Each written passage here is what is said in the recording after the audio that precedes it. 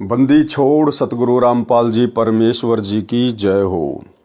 परम पिता परमात्मा सारी सृष्टि के रचनहार कुल मालिक असंख्य ब्रह्मांडों के स्वामी जगत गुरु तीनों लोकों में प्रवेश करके सबका भरण पोषण करने वाले राजाधिराज आत्माधार नाथों के नाथ देवों के देव महादेव सर्वेश्वर महेश्वर मृत्युंजय अजरो अमर आदि अनादि सनातनी प्रभु जगत पिता जगदीश्वर श्री श्री 1008 की उपाधि के वास्तविक अधिकारी अकाल मूर्त शब्द स्वरूपी राम वासुदेव सर्वगतम ब्रह्म परम पूज्य प्रथम पूज्य परम संत परम पुरुष परम धनी परम दयालु सत्य कबीर हक्का कबीर अल्लाहू अकबर बाखबर अल्लाह ताला जगत के तारणहार जगत के मुक्तिदाता जगत के जगन्नाथ हारे के सहारे हिंदुओं के राम मुसलमानों के अल्लाह सिखों के वाहेगुरु ईसाइयों के मसीह दया के सागर दयानिधि करुणा के सागर करुणानिधि स्वयंभू परिभू संकट मोचन कष्ट हरण मंगल करण दुख भंजन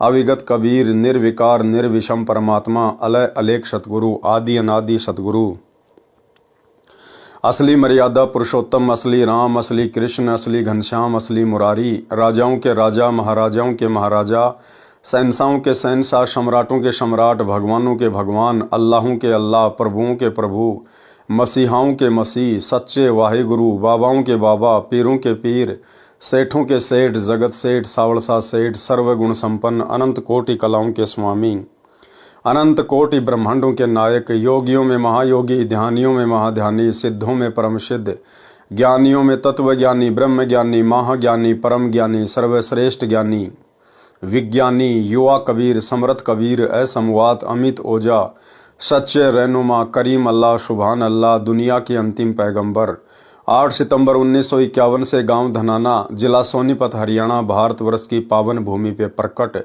रियल कल की भगवान श्री नारायण साकार हरि श्री बाबा साहेब शब्द स्वरूपी राम संत शिरोमणि सतगुरु रामपाल जी परमेश्वर जी के चरण कमल में साध संगति से जुड़े हुए देश विदेश से आप और हम सभी सत्सेवक भाई बहनों का अनंत कोटि दंडवत प्रणाम।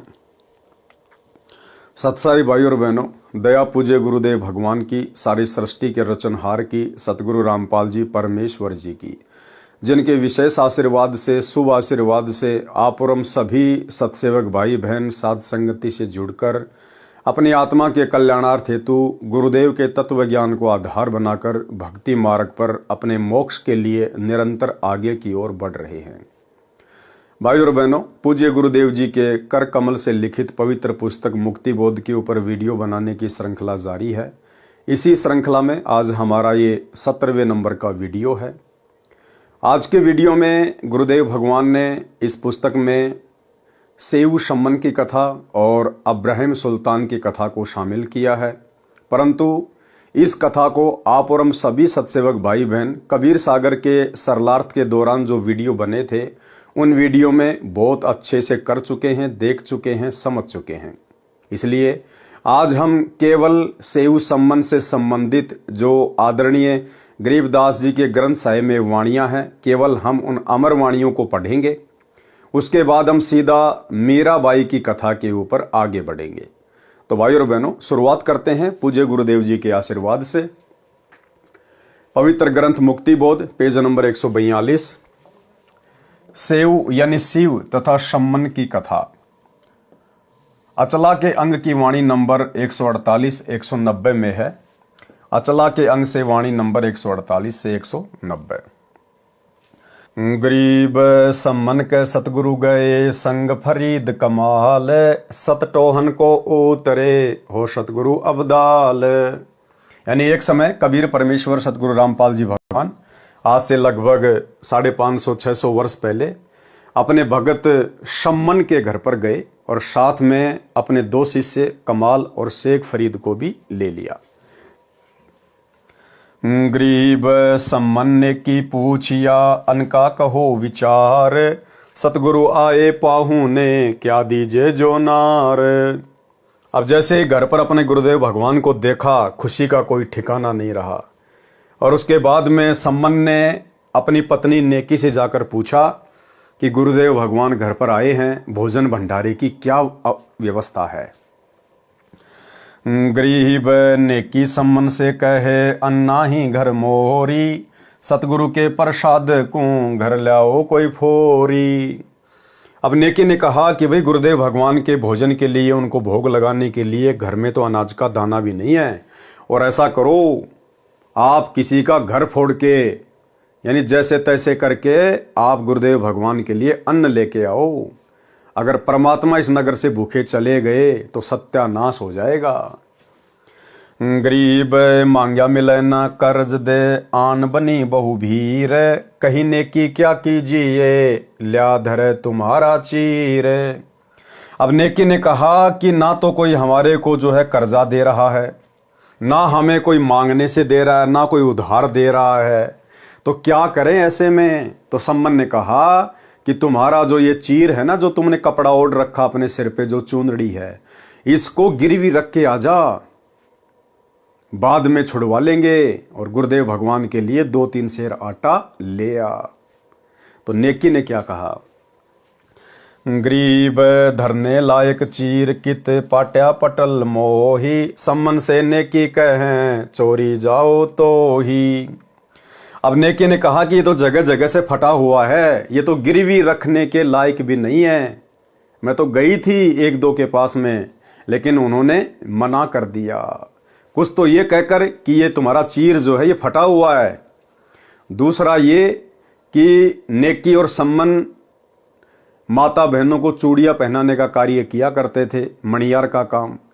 और जब वो चूड़ियां पहनाया करते थे तो अपने गुरुदेव भगवान की महिमा किया करते थे कि हमारे गुरुदेव इतने समर्थ हैं, साक्षात परमात्मा आए हुए हैं। सिकंदर लोदी ने गुस्से में आके पंडित रामानंद जी की गर्दन काट दी थी। सिकंदर लोदी के सामने हमारे गुरुदेव ने पंडित जी की गर्दन जोड़ दी थी। हजारों लोगों के सामने हमारे गुरुदेव भगवान ने राजा सिकंदर लोदी के धार्मिक गुरु शेख तकी की बेटी कमाली को जीवित कर दिया। एक कमाल नाम के लड़के को मुर्दा से जीवित कर दिया। तो लोग मजाक बनाने लगे कि तुम्हारे गुरुजी तो इतने समर्थ हैं, तुम इतनी महिमा किया करते थे, भगवान हैं, ऐसे ऐसे चमत्कार कर दिए, फिर आज तुम्हें मांगने की जरूरत क्या पड़ गई। तुम्हारे गुरु तो वैसे ना अन्न भर देंगे तुम्हारे घर में। तो लोगों ने दिया नहीं। और दूसरी बात भाई और बहनों, परमात्मा ने बताया कि सतगुरुदेव भगवान ने जानबूझकर उस दिन ऐसी परिस्थितियां पैदा कर दी कि ना तो किसी ने नगर में उनको आटा उधार दिया और ना किसी ने उनका चीर यानी वो कपड़ा गिरवी रखा। उस दिन उनके घर में अनाज का एक दाना विशेष नहीं था। भाई और बहनों, हमने शिक्षा लेनी है। ऐसी परिस्थितियां कभी कभार आप और हमारे सामने भी प्रकट होंगी। जरूरी नहीं है कि इस प्रकार से हमारे घर में अन्न ना हो। अन्य कोई भी परिस्थिति परमात्मा पैदा कर सकता है। जिस प्रकार गुरुदेव ने जानबूझकर ऐसी परिस्थितियां पैदा करी, लोगों के मन में यह भावना भर दी गुरुदेव भगवान ने कि इनको कुछ नहीं देना, ना अनाज का दाना देना, ना इनका कपड़ा अपने पास में जो है वो गिरवी रखना, क्योंकि परमात्मा ने उनकी परीक्षा लेनी थी। तो जब ये परमात्मा, ये गुरुदेव भगवान अपने भगत की परीक्षा लेता है, और परीक्षा कब लेता है? पहले ज्ञान देता है, पहले अपने विषय में अपनी समर्थता के बारे में बताता है, समझाता है सत्संग कर करके। उसके बाद ये भगत के सील, संतोष, विवेक, दया, अक्षमा, इनकी परीक्षा लेता है। तो उस दिन सम्मन के परिवार की परीक्षा थी। भले इनके 64 लाख भगत थे, परमेश्वर ने 64 के 64 लाख की परीक्षा ली, कारण चाहे कुछ भी बनाए हों। और दूसरी तरफ साथ में जो 2 भगत आए थे परमात्मा के, शेख फरीद और कमाल, उनका भी परमात्मा ने भ्रम निवारण करना था। शेख फरीद का जो गुरु था पहले वाला, नकली हुक्का पाड़, उसने एक बार शेख फरीद की फूटी हुई आंख को बिल्कुल नई बना दी। शेख फरीद ने अपने हाथ से आंख निकाल दी थी अपने गुरुदेव को प्रसन्न करने के लिए। तो उसके गुरु ने अपने आशीर्वाद से, क्योंकि वो तपस्वी था, अपनी सिद्धि से उसने शेख फरीद की आंख भी नई बना दी। तो शेख फरीद को भी थोड़ा बहुत ये वहम था कि भाई मेरे गुरु जैसा सिद्धि वाला गुरु नहीं हो सकता। और कमाल जो था उसको अहंकार हो गया था कि मेरे जितनी सेवा गुरुदेव भगवान की संगत में और कोई नहीं कर सकता। तो जब परमात्मा सम्मन के घर आने लगे, उस समय भी कमाल ने कहा कि गुरुदेव, अगर मैं आपके साथ नहीं चलूंगा तो आपकी सेवा कौन करेगा। तो परमात्मा ने उन दोनों को भी शिक्षा देनी थी, उनको सबक सिखाना था, और उधर नेकी, सम्मान और सेव की परीक्षा लेनी थी। और वो उदाहरण पेश करके परमात्मा ने वर्तमान में हम बिचली पीढ़ी वाले भक्तों को भी जागरूक करना है कि भैया किसी बात का अहंकार मत करना, घमंड मत करना।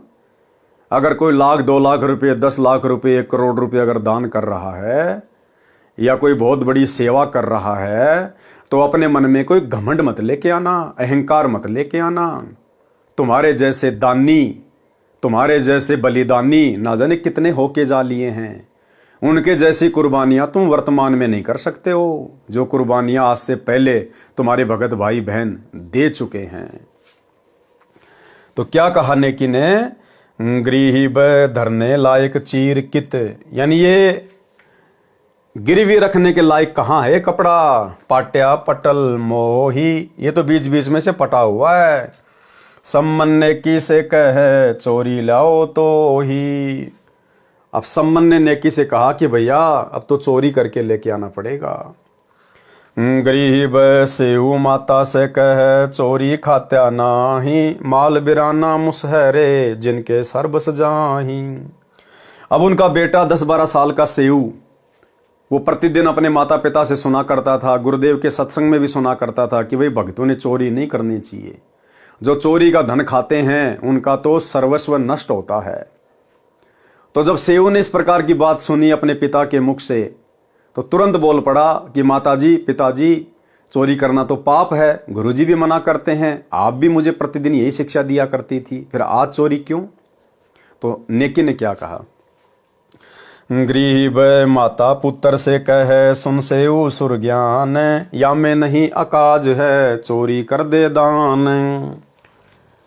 अब नेकी ने अपने पुत्र को समझाया कि बेटा आज विशेष परिस्थितियां हैं, बेटा हम अपने लिए चोरी नहीं कर रहे, ना हमने आज से पहले कभी चोरी करी, लेकिन आज हमारे गुरुदेव भगवान घर पर आए हुए हैं, भगत भाई बहन आए हुए हैं, और बेटा यदि आज हमने इनको भोजन नहीं करवाया, भंडारा नहीं करवाया, गुरुदेव को भोग नहीं लगाया, तो बेटा अगर साधु महात्मा जिस नगर से नाराज होके चले जाएं या भूखे चले जाएं, तो बेटा उस नगर का सत्यानाश होता है, सर्वनाश होता है। तो हम अपने लिए चोरी नहीं कर रहे, हम तो भूखे रहेंगे, केवल अपने गुरुजी और 2 भक्तों के भोजन जितना ही आटा चोरी करके लाएंगे, ताकि यह नगर बसा का बसा रह जाए। गरीब सतगुरु दीन्या बैठना, आसन दिए बिछाए, शेख फरीद कमाल को लिए सुतार चढ़ाए। अब सम्मन ने गुरुदेव भगवान के बैठने की व्यवस्था कर दी, आसन लगा दिया, जैसा भी उसके घर में व्यवस्था थी।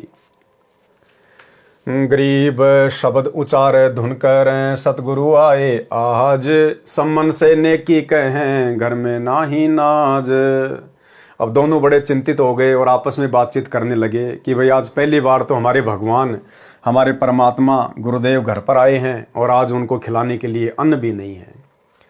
गरीब सुनो शब्द चितलाए कर, होनी होय सो होए। अब नेकी ने कहा कि ध्यान से सुनो, जो होगा सो देखा जाएगा, सब विधि काज समारे ही चरण कमल चित पोए। कि भाई जिसने हमें भक्ति दे रखी है, हम जिसकी शरण में हैं, भाई वो ही संभालेगा। हम अपने गुरुदेव भगवान को भोजन अवश्य करवाएंगे, चाहे कुछ भी करना पड़े।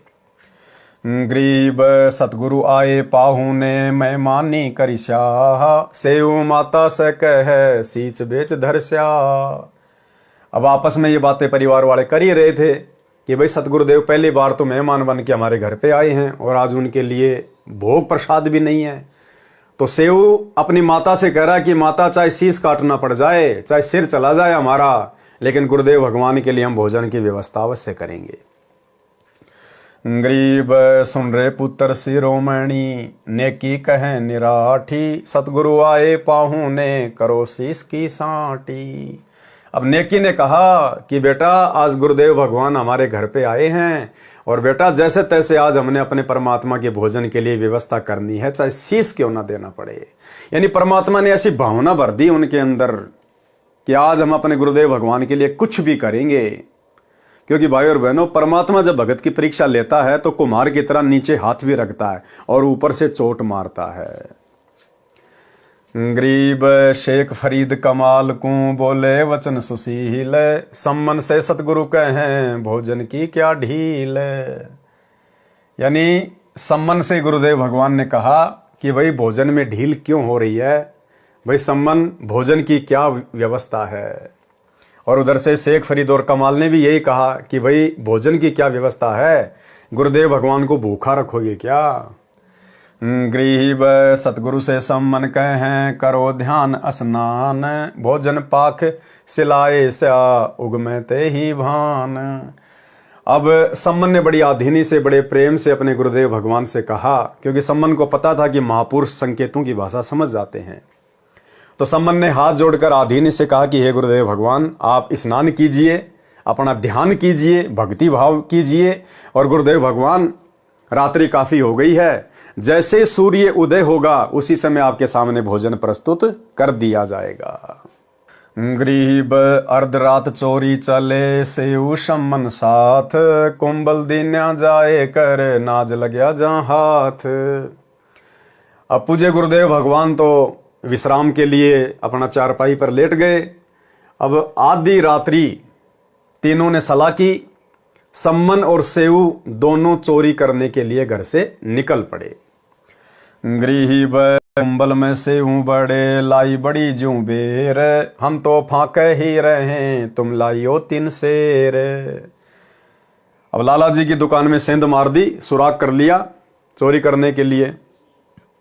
अब सम्मन ने कहा, क्योंकि सेऊ जबरदस्ती दुकान के अंदर घुस गया, कि पिताजी अगर मुझे पकड़ लिया तो हो सकता है छोटा बच्चा समझ के छोड़ देंगे, आप ना जाओ। तो सेऊ जबरदस्ती अंदर चला गया।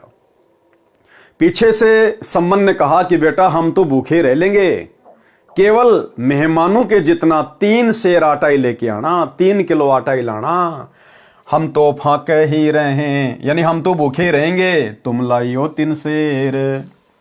गरीब 3 शेर अन बांध कर पहली दिया चलाए, पीछे बनिया जागिया सेऊ पकड़या आए। अब जैसे ही अपनी पोटली में 3 शेर के आसपास आटा बांध के सेऊ चलने लगा, पीछे से बनिए की आंखें खुल गई शोर शराबे के कारण, और बनिए ने सेऊ को पकड़ लिया।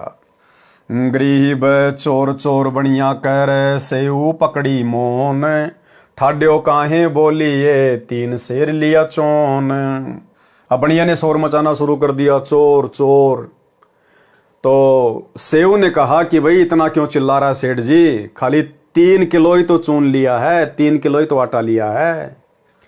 गरीब बनिए रस्सा गाल कर दिया खंभ से बांधी, सम्मन डेरे ले गया नेकी रोटी छान दी। अब जैसे ही बनिए ने सेऊ को पकड़ा, उससे पहले सेऊ ने छेद में से आटा अपने पिता की तरफ फेंक दिया और कहा कि पिताजी मुझे तो बनिए ने पकड़ लिया है, आप जल्दी घर पे जाओ और सतगुरु भगवान को भोजन बना के भोग लगाओ। गरीब कर लिया एक हाथ में उल्टे चले समन, सेऊ टुक बतलाए ले सुना पर्या भवन। अब घर पे गए तो नेकी ने कहा कि बेटा कहाँ है, तो सम्मन ने सारी घटना बता दी। तो नेकी ने कहा कि ऐसे तो बात बिगड़ जाएगी, उस बनिए के संपर्क तो राजा के साथ में है और कल को भी गुरुदेव भगवान की बेइज्जती होगी, हो सकता है गुरुदेव भगवान को जेल करवा दे, कैद करवा दें।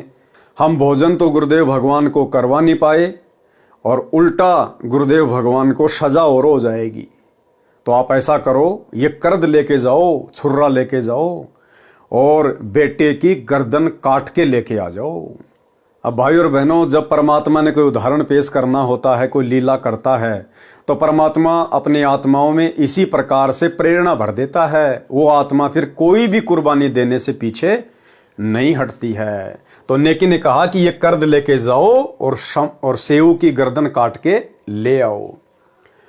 तो लेके कर्द हाथ में सम्मन चल दिया और वहां जाकर उच्च छिद्र में से आवाज लगाई कि बेटा सेऊ, मैं तेरे से 2 बात करना चाहता हूं, एक बार तू अपने गर्दन छेद से बाहर निकाल ले। गरीब बनिया से सेऊ कह बाहर हमरा बाप, झूठी साक न बोल हूँ शीश चढ़त मोई पाप। अब उधर से परमात्मा ने सेऊ के मन में भी वही भावना भर दी कि आज मेरा बाप मेरी गर्दन काट के ले जाए, नहीं तो भाई गुरुजी की बदनामी होगी।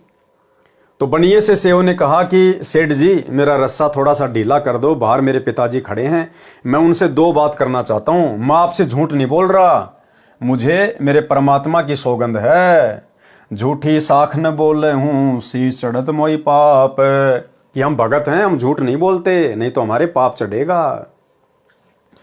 गरीब खंबा से पग बांध दे बाहर काटो शीस, दोए बात बतलाए लो साखी है जगदीश।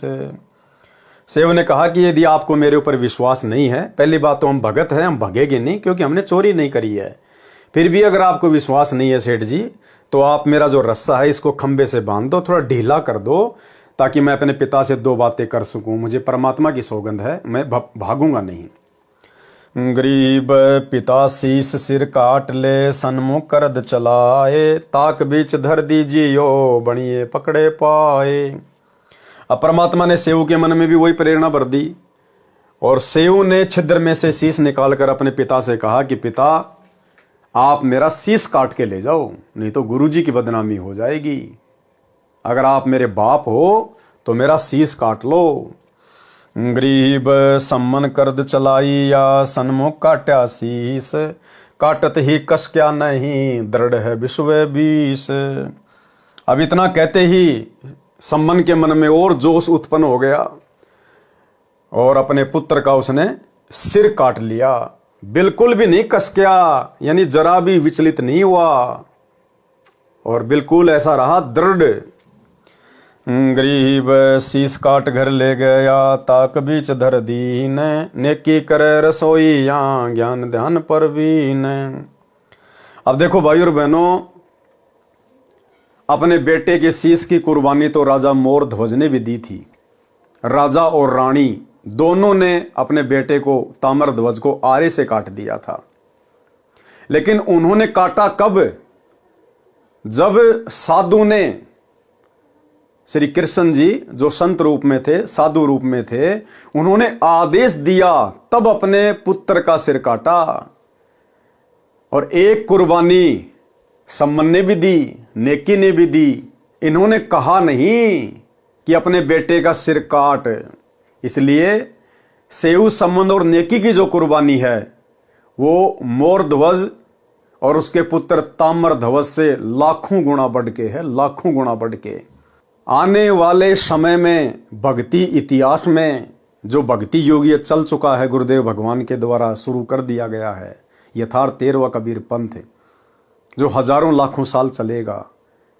इस आने वाले समय में इस पृथ्वी पर ताम्र ध्वज और मोर ध्वज की कथा नहीं, जब जब अपने गुरु के लिए कुर्बानी की बात आएगी, बलिदान की बात आएगी, तो सेऊ सम्मन और नेकी की कथा चला करेगी। सेऊ सम्मन और नेकी की कथा। गरीब शीस काट घर ले गया ताक बीच धर दीन, नेकी करे रसोई या ज्ञान ध्यान परवीन। अब उधर से सम्मन अपने बेटे का सिर काट के घर पर ले गया और अलमारी में जाके रख दिया, और नेकी गुरुदेव भगवान के लिए भोजन भंडारा बनाने लग गई। महसूस भी नहीं होने दे रही कि हमारे पुत्र का शीस कट गया है। गरीब सम्मन ते नेकी करी सेऊ का सिर काट, तंदे ही कित डारी या फेरा करियो हाथ। अब नेकी ने कहा कि आप वापस जाकर और जो नीचे का धड़ है, शरीर है, वो भी उठा कर ले आओ। उसको बढ़िया अपने घर पे नहीं रखेगा। अब उसको डर हो जाएगा कि ये हत्या का मुकदमा कहीं मेरे ऊपर ना लग जाए, तो वो कहीं बाहर फेंक के आएगा। आप बेटे का नीचे का शरीर भी ले आओ। गरीब छह दोने परोसिया सतगुरु पुरुष कबीर, सेऊ बोले ताक मैं हूं दामनगीर। अब भोजन भंडारा बना दिया गुरुदेव को भोग लगाने के लिए, उनको आमंत्रित कर दिया, और नेकी और सम्मन ने तीन दोनों में यानी तीन थालियों में भोजन परोस दिया, एक गुरुदेव भगवान का और दो अन्य भक्तों का। तो गुरुदेव ने कहा कि भाई 3 में नहीं 6 में परोसो, 6 में 3 हम और 3 तुम मिल बैठ के भोजन खाएंगे। लेकिन उन्होंने केवल 3 में परोसा। गरीब सम्मन सतगुरु से कहे, सेऊ आया नाही, देही तो सुनी धरी, शीस ताक माही। अब ज्यादा विनय करने से उन्होंने 5 थालियों में भोजन परोस दिया, 1 थाली फिर भी नहीं परोसी। उनको पता था कि लड़का तो मर चुका है, अब वो कहां से आएगा। तो उन्होंने 5 थालियों में भोजन परोस दिया गुरुदेव भगवान के सामने। गरीब सम्मन से सतगुरु कहे, सेऊ आया नाही, देही तो सुनी धरी, शीस ताक माही। अब ज्यादा विनय आग्रह करने से उन्होंने 6 दोनों में भोजन परोस दिया थे 6 थालियों में, क्योंकि गुरुदेव भगवान ने कहा कि भैया 6 में परोसो, 6 में। और उसके बाद जब 6 थालियों में भोजन परोस दिया गया, सब बैठ गए, तो गुरुदेव भगवान ने सम्मन से कहा कि सेऊ क्यों नहीं आया, सेऊ कहां चला गया। गरीब सम्मन से सतगुरु कहें, सेऊ आया नाही, देही तो सुनी धरी, शीस ताक माही। अब सम्मन क्या जवाब दे। सम्मन ने देखा कि भैया उसका सिर तो अलमारी में रखा है, शरीर उसका अलग पड़ा हुआ है। तो सम्मन ने कहा कि गुरुदेव बच्चा है, कहीं खेलने गया होगा, आ जाएगा थोड़ी बहुत देर में। इतने में सतगुरुदेव भगवान ने फिर क्या कहा परमात्मा ने, गरीब आओ सेऊ जीम लो, यो प्रसाद प्रेम, शीस कटत है चोरों के, साधुओं के नित अक्षेम। अब जानी जान परमात्मा सर्व सृष्टि के मालिक, ये किसी की शीस लेते थोड़ी हैं, ये तो शीस देते हैं, ये तो दानी है। गुरु समान दाता नहीं, याचक शिष्य समान, 3 लोक की संपदा, सो गुरु दीनी दान। ये तो मुर्दों को जीवित करते हैं। इतने में गुरुदेव भगवान ने आवाज लगाई कि भाई सेऊ आजा, भाई भोजन भंडारा तैयार है, परमात्मा का प्रसाद बन के तैयार है, आजा। और बेटा सिर तो चोरों के कटते हैं, भक्तों के नहीं कटते, क्योंकि भक्तों का मकसद चोरी करने का नहीं होता है। तो जैसे ही गुरुदेव भगवान ने आवाज लगाई, वो कटा हुआ शीस धड़ के ऊपर लगकर और सेऊ बनकर और पंक्ति में आके बैठ गया भोजन करने के लिए। गरीब आओ सेऊ जीम लो, यो प्रसाद पर मैं, शीस कटत हैं चोरों के, साधुओं के नित अक्षेम। गरीब सेऊ धड़ पर शीस चढ़ा, बैठे पंगत माही, नहीं गरेरा नाड़ी के, वो सेऊ अकनाही। अब गुरुदेव भगवान का तो केवल इतना कहना ही था, संकेत मात्र से तुरंत सेऊ जीवित होकर और लाइन में आके बैठ गया पंगत में भोजन के लिए। और नेकी और सम्मन देख रहे हैं उसकी गर्दन के हाथ लगा लगा के, नहीं गरेरा नाड़ी के, गरेरा यानी निशान, नाड़ी यानी गर्दन के, वो सेऊ अकनाही, कि ये हमारा ही बेटा है या कोई और है। उसकी गर्दन को देख रहे चारों तरफ से। गरीब सम्मन से सतगुरु कहें, नेकी मन आनंद, शीस कटे घर में धैर्या, माता पिता धन धन। कि भाई धन्य है ऐसे माता पिता जिन्होंने अपने हाथों से अपने बच्चे का शीस काट दिया और उसके बाद भी सतगुरु के लिए भोजन तैयार कर रही है और महसूस नहीं होने दे रही। भाई धन्य है ऐसे भगत।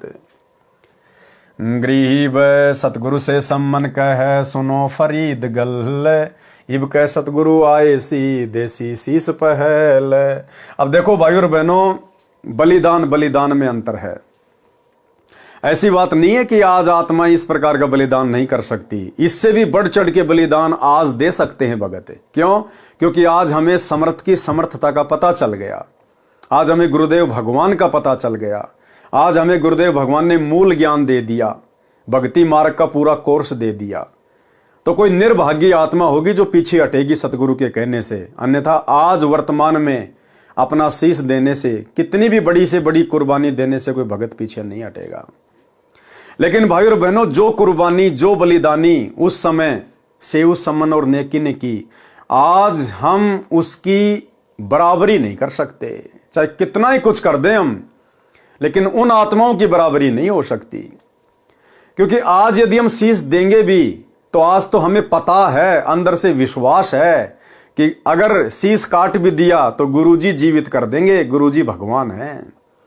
लेकिन जिस समय सम्मन ने अपनी पत्नी नेकी के कहने से अपने बेटे का सिर काटा सेऊ का, उस समय भाई और बहनों उनको विश्वास नहीं था इस बात का, और ना उन्होंने ये सोचकर अपने बेटे का शीश काटा था कि गुरुजी बाद में जोड़ देंगे। तो वो जो कुर्बानी थी वो असली कुर्बानी थी।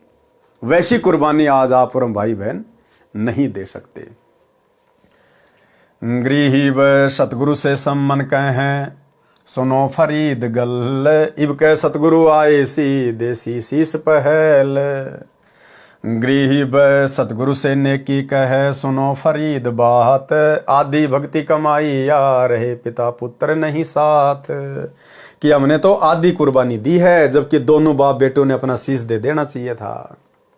गृही व बोह करी कुंवारता, पलकों चोर डुराए, सम्मन से नेकी कहें दो अपना शीश चढ़ाए।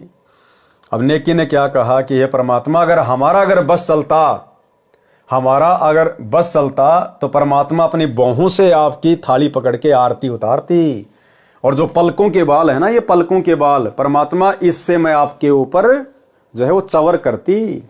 एक तो हम भाई बहन वो चवर हाथ में लेके करते हैं, और नेकी ने कहा कि परमात्मा आपके लिए तो मैं अपनी पलकों का चवर बना के, यानी अपनी जो ये पलकें जो बोहे हैं इनके बाल उखाड़ उखाड़ के, और मैं इनका जो है वो चवर बना के परमात्मा मैं आपकी सेवा करूं, अगर मुझे मौका मिले तो। गरीब बोह करी कुंवारता, पलकों चोर ढुराए, सम्मन से नेकी कहें दो अपना शीश चढ़ाए। गरीब कह कबीर का माल से सुनो फरीद फेर, सम्मन के घर सांच है इतमत लाओ बेर। कहे कबीर कमाल से सुनो फरीद फेर। परमात्मा ने दोनों भक्तों को कहा कि भैया इन भक्तों की बराबरी नहीं हो सकती, इनके घर तो साक्षात परमात्मा है। गरीब कहे कबीर कमाल स्यों सुनो फरीद यार, सम्मन के घर सांच हैं ये धर हैं शीश उतार। गरीब कहे कबीर कमाल से सुनो फरीदा बात, सम्मन के घर सांच हैं शीश चढ़े स्यों गात। गरीब कहे कबीर कमाल से सुनो फरीदा सेन, सम्मन के घर सांच हैं ये बोले आदू बैन। गरीब कहे कबीर कमाल से सुनो फरीदा ख्याल, सम्मन के घर सांच हैं ये कीजिए नजर निहाल। गरीब जेते अंबर तारिया तेते अवगुण मोही, दड़सूली सिर ताक में सतगुरु तो नहीं बिसरो तो ही। गरीब 56 भोग करे धैणी भय सम्मन के ठाट, कहें कबीर कमाल से चलो फरीदा बाट। अब इस घटना के बाद में भाई और बहनों जो कुर्बानी जो बलिदान उस भगत परिवार ने दिया अपने गुरुदेव की इज्जत के लिए, परीक्षा में सफल हुए, पास हुए, तो गुरुदेव भगवान ने उस भगत परिवार को 1 नंबर का धनी बना दिया, सेठ बना दिया। जिनके घर में खाने को अन्न नहीं था आज वो 56 भोग खा रहे हैं। तो भाई और बहनों, क्या वो सम्मन का परिवार कभी जिंदगी में ये सोच सकता था कि तुम इस नगर के 1 नंबर के सेठ बन जाओगे, जबकि वो तो 1 नंबर के गरीब आदमी थे, कभी सौपन में भी नहीं सोच सकते थे। लेकिन ये सतगुरु इतना समर्थ है, ये चाहे तो राजा को रंक और रंक को राजा 1 सेकंड में बना दे। मौला जल से थल करे, थल से जल कर देत, और साहिब तेरी साहिबी श्याम कहूं के श्वेत। ये परमात्मा 1 सेकंड में पूरी दुनिया नष्ट कर दे, और 1 सेकंड में वैसा का वैसा बना दे, किसी को पता भी नहीं चले कि क्या हो गया था। तो भाई और बहनों, ठीक इसी प्रकार हम भगत भाई बहन वर्तमान में चाहे कितने गरीब हैं, कितने निर्धन हैं, ये हमारा प्रारब्ध है। और कुछ एक भगत भाई बहनों को परमात्मा जानबूझकर भी ऐसी स्थिति में रखता है भक्ति करवाने के लिए। यदि उसके भाग्य में राजशाही ठाठ बाट भी थे तो गुरुदेव भगवान ने उसकी आत्मा के कल्याण के लिए उनको कैंसिल कर दिया और एक नॉर्मल स्थिति में उस भगत परिवार को रखे हुए हैं। तो पहली बात तो हमारे मन में कभी ये आना नहीं चाहिए कि हम राजा बने, हम सेठ बने, हमारे ठाठ बाट हों। दूसरी बात, ये परमात्मा के हाथ में है। भगत ने कभी ये सोचना भी नहीं चाहिए कि मैं इतना गरीब हूं, मैं ऐसा हूं, मैं वैसा हूं। ये सतगुरु के हाथ में है। हमें जो कर्म, भक्ति कर्म जो गुरुदेव ने दे दिया, हम केवल अपना तन मन धन लगाकर उस पर चलें। मर्यादा में रहकर गुरुदेव की आजीवन अंतिम श्वास तक भक्ति करने का संकल्प करें। बाकी काम परमात्मा का है। आज आप चाहे कितने गरीब हैं, कितने निर्धन हैं, टाइम पे आपको दो टूक भी नहीं है, लेकिन अपने मन में ये कभी विचार मत लेके आना कि मेरे जैसा गरीब आदमी धनी कैसे बन सकता है, मेरे को परमात्मा कैसे पैसा वाला बनाएंगे। नहीं, क्या सेऊ सम्मन नेकी ने जो इतने गरीब थे, शायद उस नगर में और कोई नहीं होगा, क्या उन्होंने कभी सोचा था कि हम इस नगर के एक नंबर के सेठ बन जाएंगे? लेकिन बनाने वाला जगत सेठ हमारे साथ में है। सेठों को सेठ बनाने वाला, राजाओं को राजे देने वाला, ये कबीर सेठ सतगुरु रामपाल जी भगवान हमारे साथ में है। सतगुरु जो चावे सो करही, 14 कोटि दूत यम डरही, ऊत भूत जम त्रास निवारे, चित्रगुप्त के कागज फाड़े। अगर चित्रगुप्त के कागजों में हम गरीब हैं, निर्धन हैं, ये परमात्मा फाड़ देगा, उसमें लिख देगा एक नंबर का सेठ, एक नंबर का धनी। कहने का मतलब है, आप और हम भगत भाई बहनों ने, आज हम चाहे कितने निर्धन क्यों ना हैं, हमने अपनी तरफ से धनी बनने की गुरुदेव से अर्ज नहीं करनी, अरदास नहीं करनी। परमात्मा कहते हैं, जो राखूं त्यों ही रहूं, हमरा के चारा, खाने जाद खरीद हूं गुलाम तुम्हारा। यदि परमेश्वर हमारी किसी भक्ति क्रिया से प्रसन्न होकर अपनी मर्जी अनुसार, वे चाहे हमें सेठ बनाना चाहें, चाहे राजा बनाना चाहें, वो उनकी मर्जी, उनका प्रसाद हमें स्वीकारी होगा। लेकिन अपनी तरफ से हमने ऐसी कोशिश नहीं करनी है, क्योंकि भक्ति सफल उसी समय होती है जब हम एक नॉर्मल वे में रहेंगे। परमात्मा ने हमें अच्छे से बड़े बड़े राजाओं का उदाहरण दिया है। अब्राहिम सुल्तान अधम, उसके जैसे ठाठ बाट देवताओं के भी नहीं। परमात्मा ने भक्ति करवाने के लिए उसको भी राज्य विहीन किया। बाजीद, उसमें भी परमात्मा ने वैराग्य उत्पन्न किया, आलीशान राजपाट ठोकर मार दी। नरसी भगत 56 करोड़ की संपत्ति भंडारे में लुटा दी। तो भाई और बहनों, ये सब उदाहरण देखकर कि भक्ति मार्ग में ये माया कितनी बाधक है, हमारे भाव नहीं बनने देगी। जो श्रद्धा गुरुदेव के प्रति चाहिए वो नहीं बनने देगी। इसलिए हमने अपनी तरफ से कोई डिमांड गुरुदेव से नहीं करनी है। यदि अपनी तरफ से डिमांड करनी है तो गुरुदेव ने बताया, बेटा एक ही डिमांड करना, भक्ति दान मोहि दीजियो देवन के देवा हो, जन्म पाया भूलूं नहीं करहूं पद सेवा हूं। और साईं इतना दीजिए जिसमें कुटुंब समाए, हम भी भूखे ना रहें साधु ना भूखा जाए। बाकी सब गुरुदेव भगवान के ऊपर छोड़ देना चाहिए। गरीब 56 भोग करे धैणी, भय सम्मन के ठाट, कहें कबीर के माले से चलो फरीदाबाट। गरीब अष्ट सिद्धि 9 निधि आंगण, अंधन दिए अनंत, सेव सम्मन अमर कच्छ नेकी पद बेअंत। यानी परमात्मा ने अष्ट सिद्धि और 9 निधि उनके दरवाजे पे खड़ी कर दी कि बेटा अंधन की तेरे जीवन में कोई कमी नहीं रहेगी। गरीब नेकी सेऊ पारिंग हुए। अब इस घटना के बाद में नेकी और सेऊ यानी माँ बेटे तो पार हो गए। पार होने का मतलब है परमात्मा ने बारंबार उनको मनुष्य जन्म नहीं दिए इस कलयुग की पिछली पीढ़ी तक। असली पार होने का समय तो अब है, वर्तमान समय। तो परमेश्वर ने उन दोनों आत्माओं को किसी सुरक्षित स्थान पर बैठा दिया, स्वर्ग में या फिर मिनी सतलोक में, कि बार बार इनको मां के गर्भ में नरक में नहीं भेजेंगे। जब कलयुग की पिछली पीढ़ी आएगी डायरेक्ट इनको उसी समय जन्म देंगे। गरीब नेकी से वो पारिंग हुए सतगुरु के प्रताप यानी आशीर्वाद से। सम्मन भये 9 शेर खां जुग जुग संगी साथ। लेकिन सम्मन के मन में उस समय ये भाव उत्पन्न हो गए थे, जरा सा ये उसके मन में आ गया था जब अपने बेटे की उसने गर्दन काटी कि यदि आज मेरे पास में धन होता, पैसा होता, तो आज मुझे अपने बेटे का सिर नहीं काटना पड़ता। इतना सा बस उसके मन में आया था, इतना सा। सतगुरु तो अंतर्यामी है। अब ये उसकी बहुत बड़ी गलती थी भाई और बहनों, बहुत बड़ी गलती थी उसकी। हमने ऐसी गलतियों से वर्तमान में बचना है। अपने मन में कोई शंका, चाहे हम गरीब हैं, अमीर हैं, लूले हैं, लंगड़े हैं, काले हैं, पीले हैं, ठिगने हैं, लंबे हैं, जैसे भी हैं, लेकिन हमें शुक्र मनाना चाहिए कि हम समर्थ की शरण में हैं, धनी की शरण में हैं। परमात्मा कहते हैं नाम सहित बेवतन भला जो दर दर मांगे भीखा, और क्या हुआ छत्र की छाया चाले और राजपाट दिल्ली का। गुरुदेव कहते हैं इस परमेश्वर कबीर साहिब के नाम के साथ अगर तुझे कोई देश निकाला भी दे दे, तुझे अगर देश की सीमाओं से बाहर निकाल दिया जाए कोई इल्जाम लगाकर, और यदि तुम्हारे पास में गुरु जी का नाम है तो तुम सौभाग्यशाली समझना अपने आप को। अगर इस नाम के साथ अगर तुम्हें भीख भी मांगनी पड़ जाए तो भी अपने आप को सौभाग्यशाली समझना कि तुम्हारे साथ में सतगुरु है, परमात्मा है। क्या हुआ छत्र की छाया चालाई और राजपाट दिल्ली का। ये राजाओं का राज तो 4 दिन का है, उसके बाद तो गधा बनना है। और आज भले तुम गरीबी में जीवन जी रहे हो, लेकिन तुम्हारे साथ सतगुरु है, सतगुरु का नाम है, तुम्हारा तो भविष्य सुंदर है, तुम्हारा भविष्य उज्जवल है। अगला कदम शतलोक में है, सदा सदा का सुख है।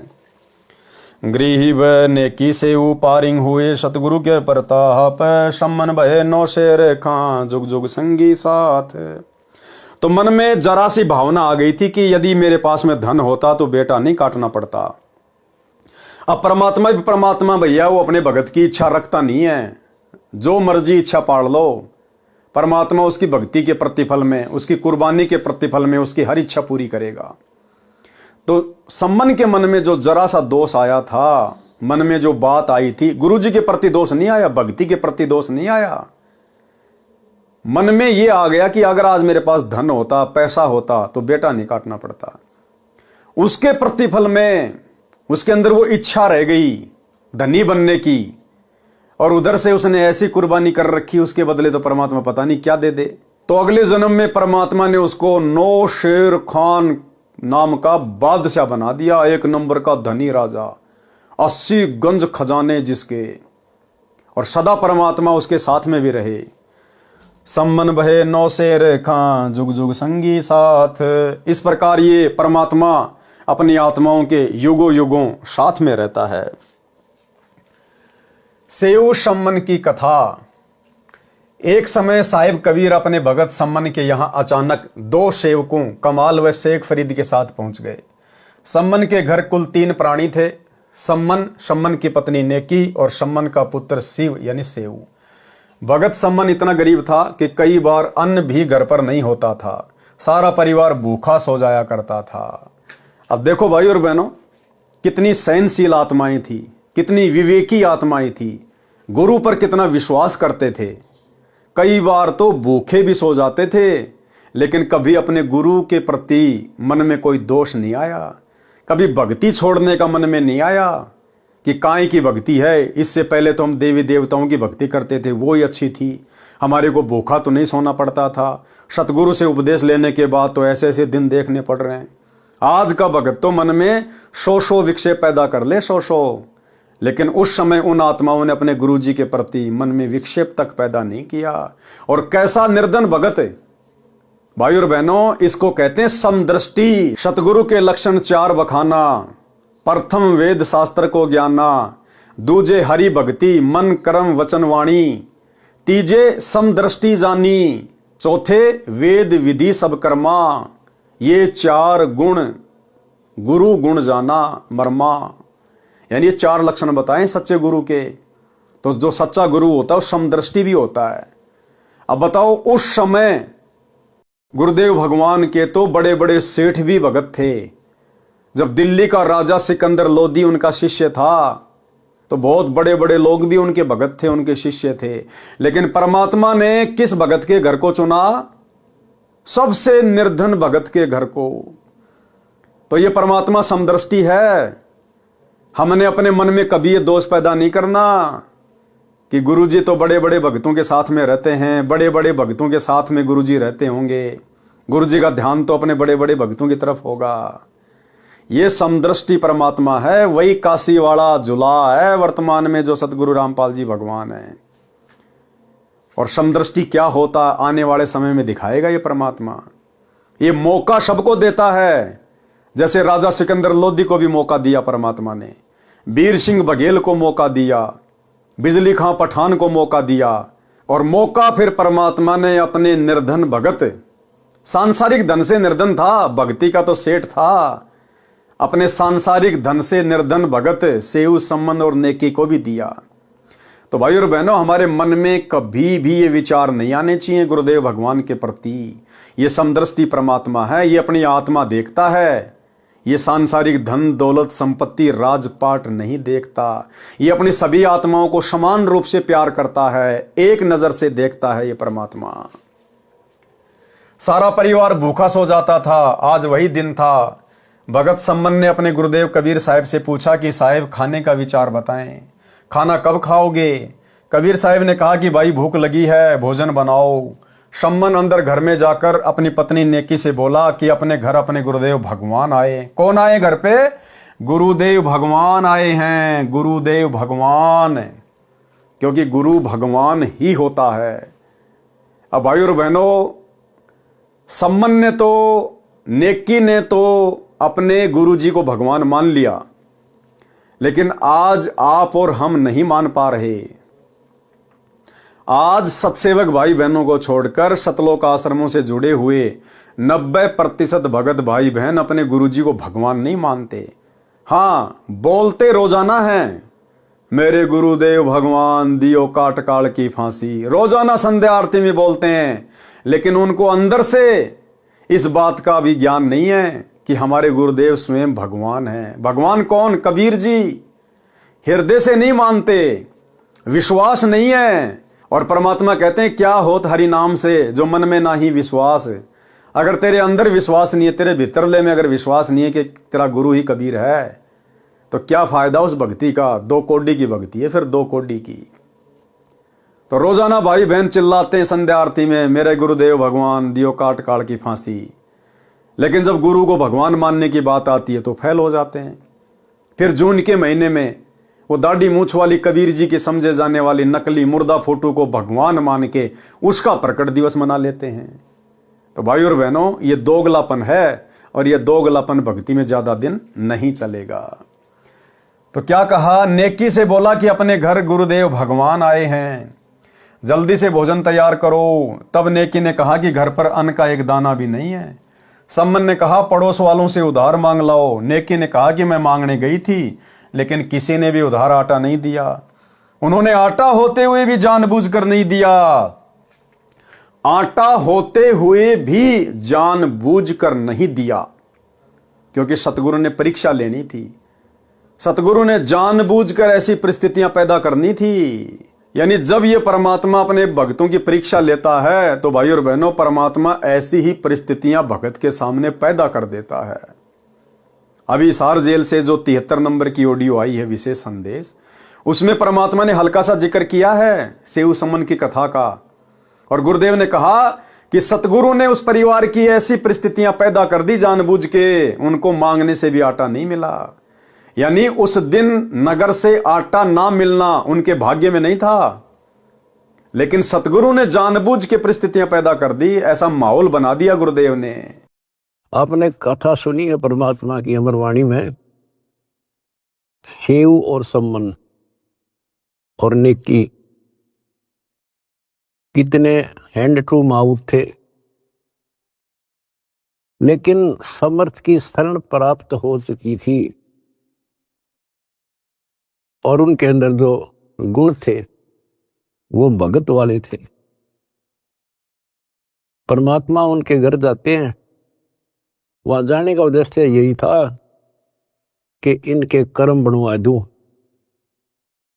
और ऐसी परिस्थिति पैदा कर दी परमात्मा ने, और ऐसी परिस्थिति पैदा कर दी परमात्मा ने, और ऐसी परिस्थिति पैदा कर दी परमात्मा ने कि उनके पास कोई विकल्प नहीं बचा। और किस लिए? कि हमारे गुरु जी की बेइज्जती ना हो जाए। पहली बार घर आए और कुछ खाना तो खिला नहीं पाए, ये और जुल्म हो जाएगा, गांव के राजा लोग बेइज्जती करेंगे, मारेंगे। तो लड़के तक भी काटने कोई देर नहीं लाई। लेकिन समर्थ कोई बालक थोड़ा ही था। अब उन्होंने इसलिए नहीं किया था कि गुरु जी आ रहे जिंदा कर देंगे, इसलिए नहीं मारा था, लेकिन परिस्थिति ऐसी होगी। तो ठीक इसी प्रकार भाई और बहनों, यदि भक्ति करते करते भी आप और हमारे सामने भी इस प्रकार की परिस्थितियां पैदा हो जाएं तो हमने बुद्धि विवेक से काम लेना है, मन में दोष नहीं पालना, नहीं तो बनी बनाई भक्ति का सत्यानाश हो जाएगा। ऐसी विशेष परिस्थितियों में तो आप और हम भगत भाई बहनों ने विशेष तौर पर सतर्क हो जाना चाहिए। इन उदाहरणों को देखकर ये कथाएं हमें यही तो शिक्षा देती हैं कि जब कभी हम धर्म संकट की स्थिति में आ जाएं तो हमने इन कथाओं का सहारा लेना है कि अवश्य मेरा गुरु मेरी परीक्षा ले रहा है। और जब गुरु परीक्षा लेता है तो गुरु की नजर पल पल अपने शिष्य पे होती है, उस भगत परिवार पे होती है। तो ऐसी स्थिति में तो हमें और ज्यादा दृढ़ होना चाहिए, गुरु की भक्ति पर सचेत हो जाना चाहिए कि काल कोई मर्यादा ना तोड़वा दे, कोई गलती ना करवा दे। उन्होंने आटा होते हुए भी जानबूझ कर नहीं दिया और कह रहे हैं कि आज तुम्हारे घर तुम्हारे गुरुजी आए हैं। तुम कहा करते थे कि हमारे गुरुजी भगवान हैं, आपके गुरुजी भगवान है, तो तुम्हें मांगने की आवश्यकता क्यों पड़ी। ठीक इसी प्रकार ये जो युग परिवर्तन का समय चल रहा है, वर्तमान समय 2024 2028 युग परिवर्तन का समय है। ना जाने क्या क्या विषम परिस्थितियां पैदा होंगी, देश दुनिया में क्या क्या घटनाएं घटेंगी। और उस समय भाई और बहनों, भले हमारे सामने भी ऐसी नौबत क्यों ना आन पड़े, भूखमरी की, अकाल की, हमने किसी के आगे कटोरा लेके हाथ नहीं फैलाना। भले भूखे मर जाएंगे, समर्थ के शरण में है, भूखा मरने देगा नहीं, लेकिन हमारी परीक्षा होगी। परमात्मा हमारे सामने भी वो परिस्थितियां पैदा कर सकते हैं, उत्पन्न कर सकते हैं। हमने किसी के आगे अन्न धन के लिए हाथ नहीं फैलाने। अगर हाथ फैलाएंगे तो अपने गुरुदेव के दरबार में इन्हीं के चरणों में बैठ के रोएंगे, इन्हीं के आगे हाथ फैलाएंगे। और इनके आगे कोई अनाज के लिए हाथ नहीं फैलाएंगे, नहीं, धन के लिए हाथ नहीं फैलाएंगे, केवल इनकी महिमा करेंगे, इनका गुणगान करेंगे, टाइम पे अपनी भक्ति करेंगे। जिस प्रकार रंका बंका की झोपड़ी जल गई, झोपड़ी जलने के बाद भी उन्होंने झोपड़ी के पास में जो पेड़ था वहां बैठकर परमात्मा की चर्चा करी, झोपड़ी के बारे में चर्चा नहीं करी कि झोपड़ी जल गई क्या होगा, कहां रहेंगे, क्या खाएंगे, कैसे सोएंगे। उन्होंने परमात्मा की महिमा की बैठे बैठे पूरे परिवार ने, और सो गए। सुबह उठे तो नई झोपड़ी बनी हुई थी। तो इसी प्रकार भाई और बहनों, आने वाले समय में देश दुनिया में जो विकट विकट भयंकर परिस्थितियां पैदा होंगी, वो चाहे किसी भी प्रकार की हों, युद्ध, महायुद्ध, गृह युद्ध, अतिवृष्टि, अनावृष्टि, ओलावृष्टि, महामारियां, बाढ़, भूकंप, कुछ भी, और हमारे सामने चाहे कैसी भी परिस्थितियां क्यों ना हो, हमने अन्न और धन के लिए गुरु से अरदास नहीं करनी, अपने प्राणों की रक्षा के लिए गुरुदेव से अर्ज नहीं करनी। वो काम तो गुरुदेव का है। हमने अर्ज करनी है कि हे गुरुदेव, मेरी भक्ति में कोई बाधा ना हो, हे परमात्मा मेरे तीनों समय की आरती में कोई बाधा उत्पन्न ना हो, हे परमात्मा आपके सत्संग सुनने में कोई रोड़ा बीच में ना अड़ जाए। केवल ये अरदास करनी है, उनके शब्द गाने हैं, उनके सत्संग सुनने हैं। ये होती है गुरु महिमा। बाकी काम फिर सतगुरु का है, फिर अपने आप संभालेगा। तुम कहा करते थे कि हमारे गुरुजी भगवान हैं, आपके गुरुजी भगवान है, तो तुम्हें मांगने की आवश्यकता क्यों पड़ी। यही भर देंगे तुम्हारे घर को, आदि आदि कहकर मजाक करने लगे। सम्मन ने कहा, लाओ आपका चीर गिरवी रखकर 3 सेर आटा ले आता हूं। नेकी ने कहा कि यह चीर फटा हुआ है, इसे कोई गिरवी नहीं रखता। सम्मन सोच में पड़ जाता है और अपने दुर्भाग्य को कोसते हुए कहता है कि मैं कितना अभागा हूं, आज घर भगवान आए हैं और मैं उनको भोजन भी नहीं करवा सकता। एक कोने में जाके बेचारा रोने लग गया कि मैं कितना अभागा हूं, आज मेरे घर पर मेरे भगवान आए हैं और मैं उनको भोग भी नहीं लगा पा रहा। गुरुजी में दोष नहीं देखा, गुरुजी की भक्ति में दोष नहीं देखा, अपने आप को कोसा। ये होते हैं अच्छी आत्माओं के लक्षण। हे परमात्मा, ऐसे पापी प्राणी को पृथ्वी पर क्यों भेजा। मैं इतना नीच रहा हूंगा कि पिछले जन्म में कोई पुण्य नहीं किया, अब सतगुरु को क्या मुंह दिखाऊं, कहकर अंदर कोठे में जाकर फूट फूट कर रोने। तब उसकी पत्नी नेकी कहने लगी कि हिम्मत करो, रो मत, परमात्मा आए हैं। क्या कहा नेकी ने? परमात्मा आए हैं। जबकि कौन थे? उनके गुरुजी थे। गुरुजी को क्या कहा? परमात्मा, परमेश्वर आए हैं। इन्हें ठेस पहुंचेगी, सोचेंगे कि हमारे आने से तंग आकर रो रहा है। सम्मन चुप हुआ। फिर नेकी ने कहा, आज रात्रि में दोनों पिता पुत्र जाकर 3 सेर यानी 3 किलोग्राम आटा चुरा कर लाना, केवल संतों में भक्तों के लिए। तब लड़का सेऊ बोला, माँ गुरुजी कहते हैं चोरी करना पाप है, फिर आप भी मुझे शिक्षा दिया करती कि बेटा कभी चोरी नहीं करनी चाहिए, जो चोरी करते हैं उनका सर्वनाश होता है। आज आप ये क्या कह रही हो माँ, क्या हम पाप करेंगे माँ? अपना भजन नष्ट हो जाएगा माँ, हम 84 लाख योनियों में कष्ट पाएंगे, ऐसा मत कहो माँ, आपको मेरी कसम। तब नेकी ने कहा, पुत्र तुम ठीक कह रहे हो, चोरी करना पाप है, परंतु पुत्र हम अपने लिए नहीं बल्कि संतों के लिए करेंगे। जिस नगर में निर्वाह किया है इसकी रक्षा के लिए चोरी करेंगे। नेकी ने कहा, बेटा ये नगर के लोग अपने से बहुत चिढ़ते हैं, हमने इनको कहा था कि हमारे गुरुदेव कबीर साहिब पूर्ण परमात्मा पृथ्वी पर आए हुए हैं। हमारे गुरुदेव कबीर साहिब पूर्ण परमात्मा पृथ्वी पर आए हुए हैं। भाई और बहनों, हमने गुरु को परमात्मा मानना पड़ेगा, क्योंकि गुरु परमात्मा ही होते हैं। इन्होंने एक मृतक गऊ तथा उसके बच्चे को जीवित कर दिया था, जिसके टुकड़े सिकंदर लोदी ने करवाए थे। एक लड़के तथा एक लड़की को जीवित कर दिया। सिकंदर लोदी राजा का जलन का रोग समाप्त कर दिया तथा श्री स्वामी रामानंद जी कबीर साहिब जी के गुरुदेव को सिकंदर लोदी ने तलवार से कत्ल कर दिया था, वे भी कबीर साहिब ने जीवित कर दिए थे। इस बात का ये नगर वाले मजाक कर रहे हैं और कहते हैं कि आपके गुरु कबीर जी तो भगवान हैं, तुम्हारे घर को भी अन्न से भर देंगे, फिर क्यों आटे के लिए घर घर डोलती फिरती हो। ठीक इसी प्रकार भाई और बहनों, हमारे सामने चाहे आने वाले युग परिवर्तन के दौर में या वैसे भी सतगुरु की परीक्षार्थ चाहे कैसी भी विषम परिस्थितियां प्रकट क्यों ना हो जाएं, हमने अन्न धन के लिए किसी के आगे हाथ नहीं फैलाने हैं, क्योंकि हमारे गुरु समर्थ हैं, भर देंगे। और दुनिया के घरों को इन्होंने तो भर रखा है। अरे तीनों लोकों में प्रवेश करके रोजाना सबका भरण पोषण कौन कर रहे हैं? यही गुरुदेव भगवान कर रहे हैं, यही कबीर भगवान कर रहा है। राजाओं को राज, सेठों को सेठ, इन्हीं गुरुदेव भगवान ने दिया हुआ है। और एक छोटा सा सत्संग हमारे विश्वास के लिए, जिसमें गुरुदेव भगवान ने कह रखा है कि यदि आने वाले समय में कभी ऐसी परिस्थिति प्रकट हो गई तो अगर तुम्हारे घर में 2 दाने होंगे, सुबह मटका भरा हुआ मिलेगा, मटका भरा हुआ। परमात्मा किसी चीज के भरोसे अपने भक्तों को नहीं रहने देगा। इसलिए हम भक्तों ने अंततः अंतिम श्वास तक अपने गुरुदेव भगवान पर विश्वास रखना है। फिर भगवान व्यवस्था करेगा।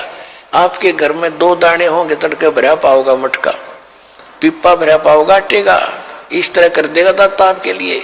लेकिन भक्ति करवाने के लिए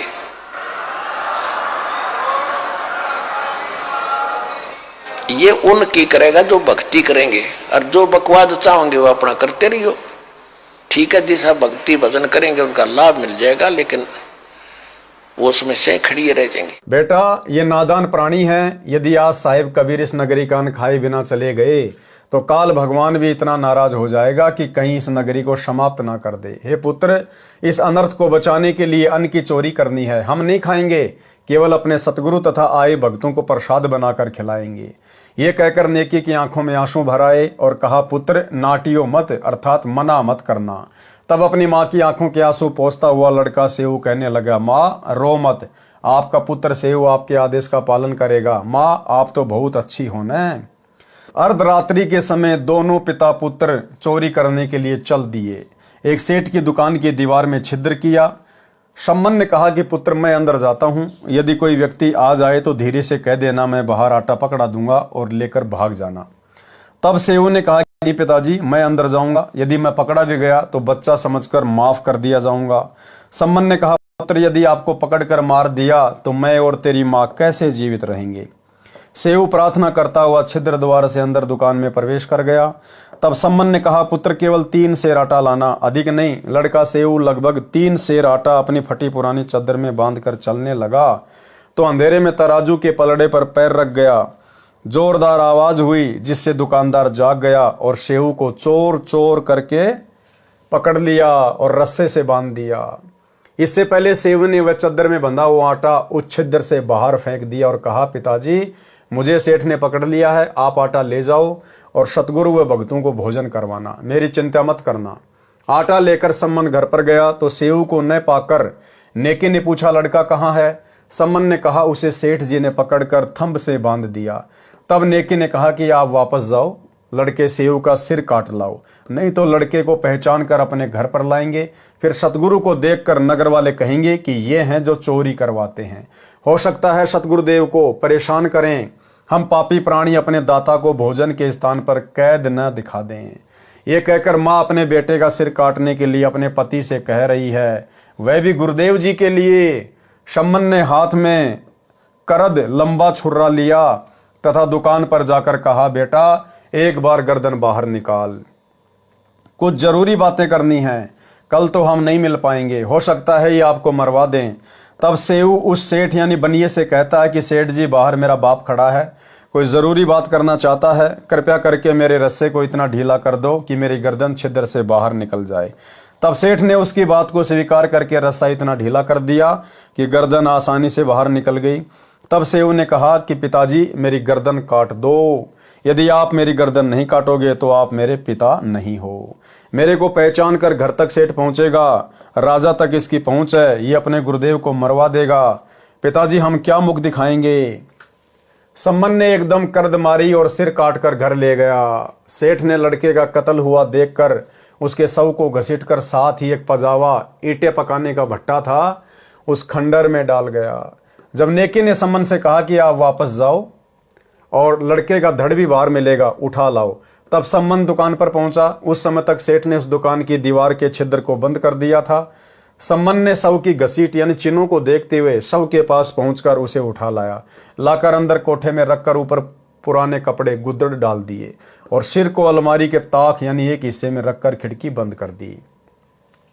कुछ समय के बाद सूर्य उदय हुआ। नेकी ने स्नान किया, फिर सतगुरु व भक्तों का खाना बनाया, फिर सतगुरु कबीर साहिब जी से भोजन करने की प्रार्थना की।